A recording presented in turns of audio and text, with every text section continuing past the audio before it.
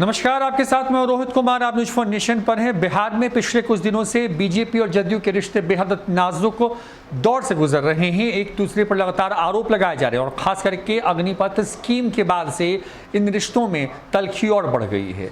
अब ऐसे में एक तरफ जहां बीजेपी जदयू आमने सामने हैं, एक दूसरे पर बड़े बड़े आरोप लगाए जा रहे हैं, तो दूसरी तरफ आरएसएस के मुख्य पत्र ने नीतीश कुमार के 17 साल की जो कार्यकाल है उस पर बड़े सवाल खड़े किए हैं। कहा है कि बिहार में जंगल राज की वापसी हो रही है। 17 साल में नीतीश कुमार की अगुवाई वाली सरकार हर मोर्चे पर फेल हो गई है। लंबे चौड़े आंकड़े दिए गए हैं। आरएसएस के इस मुख्य पत्र में नीतीश सरकार पर किस तरीके से हमला बोला गया है और कौन से गंभीर जो सवाल है वो खड़े किए गए हैं, विस्तार से। बिहार में अग्निपथ का भारी विरोध हो रहा है और उसके बीच में बुधवार से शनिवार तक भारी बवाल भी हुआ। अग्निपथ योजना के विरोध में नाम पर उपद्रवियों ने पूरे बिहार में उत्पात मचाया। 20 से ज्यादा ट्रेनों को आग के हवाले कर दिया गया। रेलवे स्टेशन, टोल प्लाजा को फूंक दिया गया।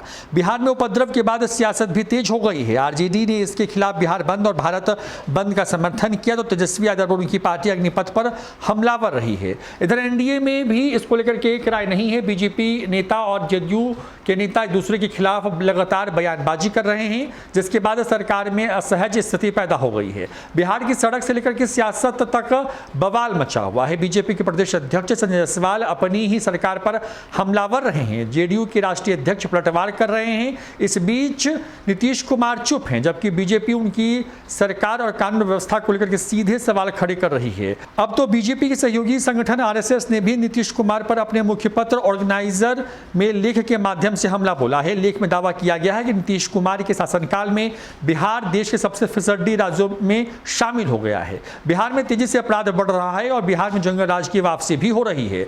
बिहार में शिक्षा का जो है बुरा हाल है। ASER की रिपोर्ट के मुताबिक बिहार के स्कूल में पढ़ने वाले 74% छात्रों को अलग से ट्यूशन लेना पड़ता है। यह देश में सबसे ज़्यादा है।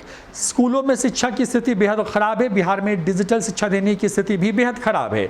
10% छात्रों को भी डिजिटल शिक्षा नहीं मिल पा रही है।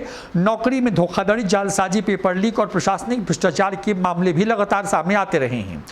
बिहार को 19 बड़े राज्यों में स्वास्थ्य सुविधाओं को लेकर के 18वां स्थान मिला है। सरकारी डॉक्टर की सुविधा उपलब्ध कराने के मामले में भी बिहार सबसे खराब प्रदर्शन करने वाला राज्य है। शिशु मृत्यु दर के मामले में बिहार का स्थान नीचे से चौथा है। विकास के मामले में बिहार देश के सबसे खराब 5 राज्यों में से एक है। बिहार में दिन दहाड़े हत्या और लूट की घटनाओं में भारी इजाफे से भी ये साफ है कि वह जंगल राज के दौर में वापस जा रहा है। नेशनल क्राइम ब्यूरो रिकॉर्ड के मुताबिक साल 2020 में बिहार में हत्या और दहेज के मामलों में भारी इजाफा हुआ है। बीजेपी और सहयोगी संगठनों के हमले पर नीतीश कुमार की पार्टी के जवाब जो है वो नेता दे रहे हैं। बीजेपी और उनके सहयोगी संगठनों के हमले पर नीतीश कुमार की पार्टी के नेता जवाब दे रहे हैं, लेकिन नीतीश कुमार चुप हैं। नीतीश कुमार की चुप्पी के क्या मायने हैं, इस पर बिहार के जो लोग हैं वो कह रहे हैं कि इस वक्त एनडीए में सब कुछ अच्छा नहीं चल रहा है और एनडीए के रिश्ते बेहद नाजुक दौर से गुजर रहे हैं। अग्निपथ प्रदर्शन के दौरान जिस तरीके से उप मुख्यमंत्री और प्रदेश अध्यक्ष के घरों पर हमले हुए, बिहार के इतिहास में ये पहली दफा हुआ है। ऐसे में नीतीश कुमार चुप है तो उससे क्या मायने हैं, यह आगे कुछ दिनों में सामने आएगा। लेकिन इनकी चुप्पी एनडीए के लिए शुभ संकेत तो बिल्कुल भी नहीं है। इनके साथ ही उन्होंने यह भी कहा है कि आने वाले राष्ट्रपति चुनाव में नीतीश कुमार इस पर फैसला लेकर के खुद को अलग भी कर सकते हैं।